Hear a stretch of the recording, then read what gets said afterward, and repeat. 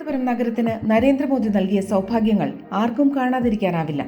കഴക്കൂട്ടം കാരോട് bypass നിർമ്മാണം, outer ring റോഡിനായി 4868 കോടി ധനസഹായം, 34 കോടി രൂപ മുടക്കി കഴക്കൂട്ടത്ത് എലിവേറ്റഡ് ഹൈവേ, ഉൾനാടൻ കർഷകർക്ക് പ്രധാനമന്ത്രി കിസാൻ സമ്മാൻ നിധിയിലൂടെ ധനസഹായം, കുടിവെള്ളമില്ലാതെ വിഷമിച്ചിരുന്ന 4.25 ലക്ഷത്തിലധികം കുടുംബങ്ങൾക്ക് ജൽജീവൻ പദ്ധതിയിലൂടെ കുടിവെള്ള വിതരണം, 75,000 കുടുംബങ്ങൾക്ക് സൗജന്യമായി പാചകവാതക വിതരണം, ഉൾനാടൻ പ്രദേശങ്ങളെ ബന്ധിപ്പിച്ച് 213 കിലോമീറ്റർ ഗ്രാമീണ റോഡുകൾ, 1515 കോടി മുടക്കി ഇന്ത്യയിലെ ആദ്യത്തെ ഡിജിറ്റൽ സയൻസ് പാർക്ക്, തിരുവനന്തപുരം നഗരത്തിന്റെ മുഖഛായ മാറ്റുന്ന സ്മാർട്ട് സിറ്റി പദ്ധതിക്ക് 1200 കോടി, തലസ്ഥാനത്ത് തെരുവോര കച്ചവടക്കാർക്ക് 16 കോടിയിലധികം ധനസഹായം, കടലോര മക്കളുടെ ദുരിതങ്ങൾക്ക് പരിഹാരം കാണാൻ നിരവധി പദ്ധതികൾ.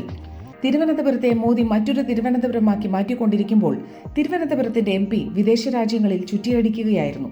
തലസ്ഥാനം ഭരിക്കുന്ന ഇടത് സർക്കാർ കേന്ദ്ര ഫണ്ട് വകമാറ്റി ചെലവഴിച്ചും കേന്ദ്ര പദ്ധതികൾ സ്വന്തം പദ്ധതികളായി അവതരിപ്പിച്ചുമുള്ള സ്ഥിരം നാടകം നടത്തിക്കൊണ്ടേയിരുന്നു. അപ്പോഴും മോദി തന്റെ ജൈത്രയാത്ര തുടർന്നുകൊണ്ടേയിരുന്നു. മോദിയുടെ സ്വപ്നങ്ങൾ സാക്ഷാത്കരിക്കാൻ, മോദിയുടെ ലക്ഷ്യങ്ങൾക്കൊപ്പം തിരുവനന്തപുരം വളരാൻ രാജീവ് ചന്ദ്രശേഖറിനെ വിജയിപ്പിക്കൂ.